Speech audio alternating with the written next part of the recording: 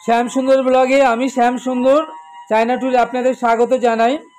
China ট্যুরে আমরা চলে এসেছি চায়নার রাজধানী বেজিং শহরে। আজ আমাদের তৃতীয় দিন।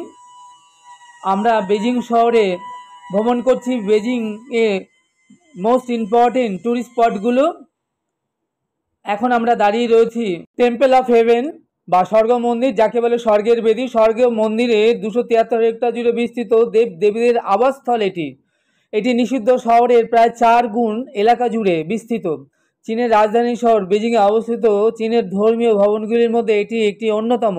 বেজিং ভবনের তৃতীয় দিনে আপনারা দেখছেন টেম্পল অফ হেভেন বা স্বর্গ মন্দির।